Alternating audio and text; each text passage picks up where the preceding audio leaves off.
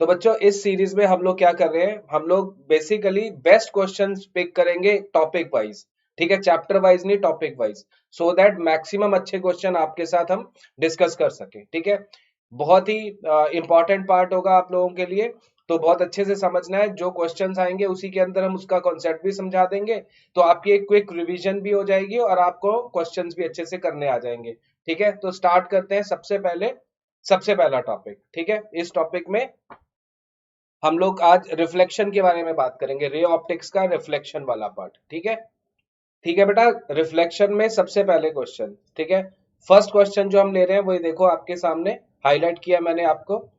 क्या क्वेश्चन है? क्वेश्चन ये है कि a boy is running towards a plane mirror with a speed of 2 meter per second. With what speed the image of the boy approach him? देखो इसमें concept क्या याद रखना है आपने।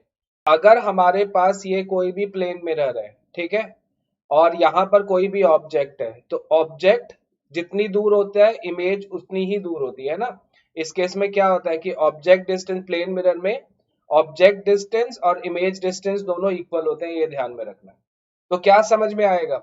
समझ में ये आएगा कि यहाँ से कि अगर हमारे पास वो बॉय यहाँ पर जितना चलेगा एक पर यूनिट टाइम, उतना ही इधर से भी इधर उसकी इमेज जो है वो आगे की तरफ बढ़ेगी। यानी कि अगर जिस स्पीड से वो यहाँ से चल रहा है, उसकी जो स्पीड यहाँ से होगी, ठीक है, जो उसकी इमेज यहाँ पर उसको अप्रोच होती हुई दिखाई देगी, एक दूसरे को देखेंगे, तो वो ट्वाइस ऑफ वी से हो जाएगी। बड़ा सिंपल कॉन्सेप्ट है। ठीक है, तो यानी कि उसकी स्पीड कितनी हो जाएगी? वेलोसिटी किससे चल रहा है वो? 2 मीटर पर सेकेंड से, तो 2 इंटू 2 यानी कि 4 metre per second. Right, so the image will appear to the boy at a speed of 4 metre per second. Right, ठीक है बच्चों, सेकंड क्वेश्चन देखते हैं। ठीक है, सेकंड क्वेश्चन हमारे पास क्या है कि ये बोला गया है कि how is the focal length of the spherical mirror affected when the wavelength of light is increased. तो क्या याद रखना है, इसका कोई इफेक्ट नहीं पड़ेगा focal length of spherical mirror पे। अगर हम वेवलेंथ लाइट की चेंज कर देते हैं, इंक्रीज करें या डिक्रीज करें, कोई फर्क नहीं पड़ेगा, उसका फोकल लेंथ पे कोई इफेक्ट नहीं आता है। ठीक है, ठीक है बच्चों, थर्ड क्वेश्चन देखते हैं। A concave mirror is held inside the water, what would be the change in the focal length of the mirror? क्या हो जाएगा अगर हम एक कॉनकेव मिरर को वाटर के अंदर रख देंगे, तो उसकी फोकल लेंथ में क्या चेंज होगा, ये हमें चेक करना है। देखो आप समझ के देखो क्या होगा। अगर हमारे पास कोई भी, हमारे पास चेंज क्या है कि क्या बोलते हैं उसको, कॉनकेव मिरर है हमारे पास, ठीक है,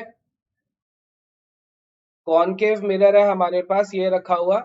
ये अगर एयर में होगा, ठीक है, सपोज करो बाहर है, एयर में है, तो उसकी कोई फोकल लेंथ एफ है। अब अगर हम इसको किसी भी मीडियम में ले जाएं, तो ध्यान में रखिएगा, एक्चुअली में जिस मीडियम से रे जा रही है उसी में ही वापस आ रही है, तो फोकल लेंथ में कोई चेंज नहीं आएगा, नो चेंज, ये ध्यान में रखिएगा। ठीक है, what is the focal length of a plane mirror? सबको पता है प्लेन मिरर की फोकल लेंथ क्या होती है? इनफाइनाइट। क्योंकि जो प्लेन मिरर होता है वो कैसा होता है कि अगर आप एक प्लेन मिरर लो, तो ये अगर प्लेन मिरर है, यहां से ये इस तरह से है। भाई प्लेन मिरर क्या होती है कि कोई भी रे जो उसके साथ पैरेलल जाएगी या परपेंडिकुलर टू द मिरर जाएगी, वो उसी डायरेक्शन में वापस आ जाएगी, तो ये कभी भी मिलेंगे नहीं। तो नहीं मिलेंगे तो इसका मतलब क्या है कि वो उसकी जो फोकल लेंथ है वो इनफाइनाइट ली जाती है। क्या ली जाती है? इनफाइनाइट। ठीक है, how far how can an inverted image of object be obtained on the plane mirror? कि प्लेन मिरर के ऊपर हमें क्या करना है, कौन सी इमेज लेनी है? हमें चाहिए इन्वर्टेड इमेज। तो कैसे आएगा? तो क्या करना होगा, आप बड़ा सिंपल सा समझो। अगर मान लो हमारे पास ये प्लेन मिरर है और हम इन्वर्टेड इमेज इसकी चाहते हैं, तो हमें ऑब्जेक्ट जो है वर्टिकली अपवर्ड ऐसे लिखना पड़ेगा। तो क्योंकि इमेज हमेशा वर्टिकल बनेगी, है ना, वर्टिकली अप होगी, तो उसकी इन्वर्टेड इमेज जो है वो हमें वहां पर मिल जाएगी। क्लियर होगी बात? ठीक है, तो नेक्स्ट क्वेश्चन देखते हैं। An object is at a distance of 10 centimetre from a spherical mirror and the image of the object is at a distance of 30 centimetre from the mirror on the same side as the object. Is the mirror concave or convex? What is the focal length? ठीक है, तो question पहले आप समझते रहेंगे, फिर उसके बाद में ही हम इसका सॉल्यूशन कर सकते हैं। तो आप ऐसे समझो, जो हमारे पास ऑब्जेक्ट डिस्टेंस आप लेते हो u, वो हमेशा नेगेटिव होता है, यानी कि -10 सेंटीमीटर आ गया। ठीक है, और image is at the distance of 30 centimetre of the mirror on the same side. तो सेम साइड पे आ रहा है, तो इसका मतलब v की वैल्यू भी कितनी आएगी, माइनस में ही आएगी, -30 सेंटीमीटर। ठीक है, अब हम क्या करेंगे, इज द मिरर कॉनकेव और convex, what is it's focal length. तो पहले फोकल लेंथ अगर हम कैलकुलेट आप निकालोगे तो किसके इक्वल होता है, 1/u प्लस 1/v, यही फॉर्मूला होता है। जब हम यहां से फोकल लेंथ कैलकुलेट करेंगे, 1/f is equal to 1/-10 plus 1/-30। ठीक है, तो आपने 1/f कैलकुलेट किया, तो कितना आ जाएगा, -30 -10 डिवाइडेड बाय कितना आ जाएगा, जब दोनों को एलसीएम लोगे तो 300 आ जाएगा। ठीक है, तो this comes out to be -40/300। तो आपके पास f की वैल्यू कितनी आ जाएगी, -30/4 या फिर 15/2, -15/2 विच इज -7.5। तो अगर ये वैल्यू -7.5 आ रही है, तो नेगेटिव फोकल लेंथ किसकी होती है, कॉनकेव की। तो ये किस तरह का मिरर हो जाएगा, कॉनकेव मिरर हो जाएगा। ठीक है, देखो नेक्स्ट क्वेश्चन ट्राई करते हैं। An erect image of 2 times the size of object is obtained with a concave mirror of radius of curvature 64 centimeter. What is the position of the object? Clear, आपको बड़ा simple सी बात समझनी है कि जो आपके पास रेडियस ऑफ कर्वेचर है वो तो 64 सेंटीमीटर दे रखा है। ठीक है, तो आप फोकल लेंथ ले लोगे r/2, 64/2 यानी कि 32। ठीक है, कैसा मिरर है, कॉनकेव है। कॉनकेव के लिए आप जो फोकल लेंथ लोगे वो कितनी लोगे,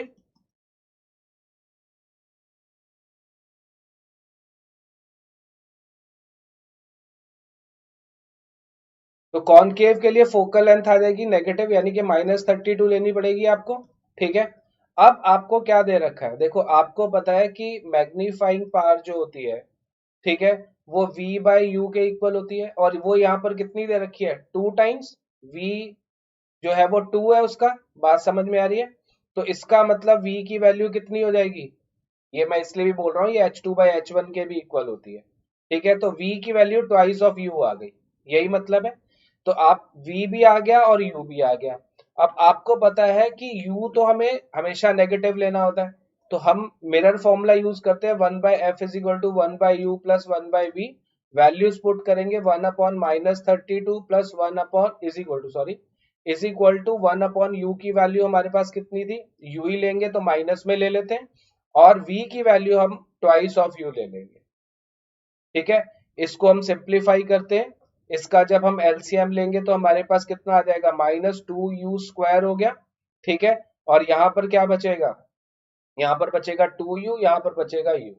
तो this comes out to be u/2u²। एक u से एक u हमारे पास कैंसिल हो जाएगा, तो आपको क्या मिला, 1/-32 is equal to 1/2u। So u comes out to be how much, -16। ठीक है, तो u की वैल्यू कितनी आ गई, -16। तो ऑब्जेक्ट का जो डिस्टेंस हो गया वो 16 सेंटीमीटर हो गया फ्रॉम द मिरर, राइट।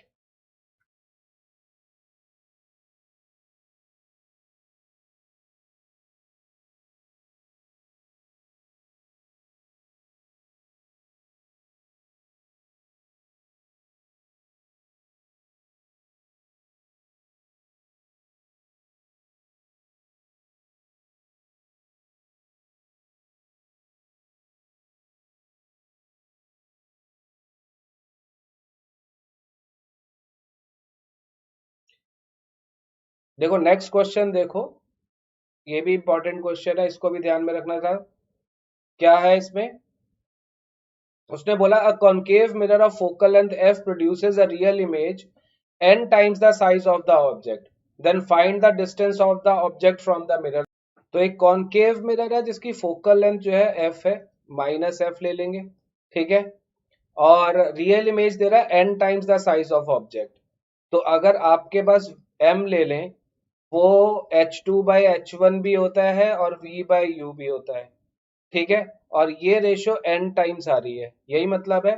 तो आप क्या ले लोगे, V is equal to n u ले लोगे। बात समझ में आ रही है? ठीक है। Find the distance of object, तो u निकालना है, तो हम सेम मिरर फॉर्मूला यूज कर लेंगे, 1/u प्लस 1/v। तो 1/-f is equal to 1/-u plus 1/nu। इसको सिंप्लीफाई करके हमने f की वैल्यू निकालनी है, तो f कितना आ जाएगा, minus u into n u divided by क्या आ जाएगा, एन यू और माइनस यू, यही वैल्यू आएगी, ठीक है।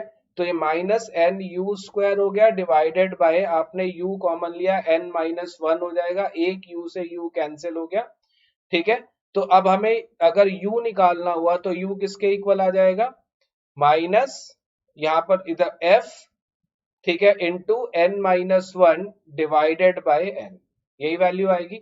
आप चाहो तो माइनस अंदर भी लिख सकते हो, एफ इंटू 1-n/n, तो ये आपके पास u की वैल्यू आ जाएगी। क्योंकि हमारे पास कोई नंबर्स नहीं दे रखे हैं तो हमें इसी फॉर्मेट में इसका आंसर छोड़ना है, ठीक है। नेक्स्ट क्वेश्चन है, why are mirrors used in the search light parabolic but not concave spherical. देखो समझ लो इस बात को जरा, क्या करना है, अगर हमारे पास स्फेरिकल मिरर होगा नॉर्मल, अगर ये बनाते हैं, ठीक है, तो आपके पास जो भी लाइट आएगी, है ना, जब वो फोकस करेगी तो मान लो इस तरह से फोकस करती है, ठीक है। लेकिन अगर ये बहुत ज्यादा, अगर पैराबोलिक शेप में होगा, ठीक है, तो क्या होगा, ये ज्यादा पास में फोकस करेगी। तो इसीलिए फोकस को और अच्छा बनाने के लिए और पास बनाने के लिए हम इसका यूज करते हैं, हम पैराबोलिक मिरर्स का यूज करते हैं, ना कि किसका, कॉनकेव का, ठीक है, not exactly concave but parabolic, ठीक है। ठीक है बच्चों, नेक्स्ट क्वेश्चन करते हैं। An object is kept in front of a concave mirror of focal length 15 centimeter. The image is 3 times the size of the object.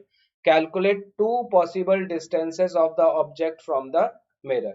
तो क्या करेंगे, देखो इसके अंदर, तो देखो इस क्वेश्चन को करने के लिए हमें, क्योंकि देखो उसने क्या बोला, टू पॉसिबल डिस्टेंसेस निकालने के लिए बोला है, तो इसका मतलब हमारे पास रियल इमेज के लिए अलग निकालना पड़ेगा, वर्चुअल इमेज के लिए अलग निकालना पड़ेगा, ये दो चीजें समझिए, ठीक है। तो जब हम रियल इमेज और वर्चुअल इमेज के लिए फाइंड आउट करेंगे तो देखो चेंज क्या आएगा, यहाँ पर v/u रियल इमेज में आएगा तो ये नेगेटिव होगी मैग्निफिकेशन, और यहाँ पर जो हो जाएगी वो v बाय मैग्निफिकेशन जो होगी वो क्या हो जाएगी,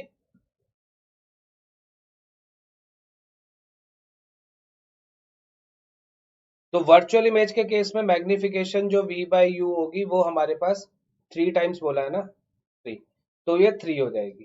क्लियर होगी बात, ठीक है। तो ये हमें याद रखनी है दोनों चीजें। तो इस तरह से आप यहां से v को -3u लेके और यहां से v को 3u लेके हम दो डिफरेंट डिफरेंट जो है रिलेशंस फाइंड आउट करेंगे। फॉर्मूला दोनों में सेम लगना है तो कोई प्रॉब्लम नहीं है। आपने जो फोकल लेंथ है वो 15 सेंटीमीटर दे रखी है, तो फोकल लेंथ तो -15 आपने लेनी है, ठीक है। तो 1/-15 इज इक्वल टू आपके पास 1/v, 1/v कितना है हमारे पास -3u, और 1/u कितना है, तो u ही है। इसको सिंप्लीफाई करके आप एक u की वैल्यू निकाल लेंगे, और उसी तरह से जब हम यहाँ पर ये वैल्यू यूज करेंगे, यानी कि -15 इज इक्वल टू 1/, अब ये 3u और ये 1/u हो जाएगा। यहां से सॉल्व करके एक u की वैल्यू निकाल लेंगे, तो ये दो डिफरेंट आंसर्स आ जाएंगे। किस चीज के लिए, जो दो डिस्टेंसेस हमें चाहिए होंगे, दो पॉसिबल डिस्टेंसेस ऑब्जेक्ट के, ठीक है। ठीक है बच्चों, बेसिकली रिफ्लेक्शन में बहुत ज्यादा कुछ आता नहीं है 12th क्लास के अंदर, क्योंकि ज्यादातर पोर्शन 10th क्लास का ही होता है, ठीक है। वही दो तीन चीजें हैं, उन्हीं को घुमा घुमा के आपसे पूछ सकते हैं जो कुछ भी है।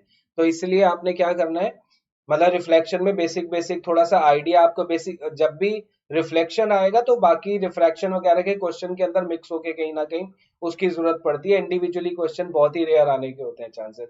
फिर भी मैंने 8-10 क्वेश्चन आपको करवा दिए, जिससे कि आपको एक रीकैप मिल जाए, आपको क्वेश्चन कैसे करना है ये पता लगता है, ठीक है।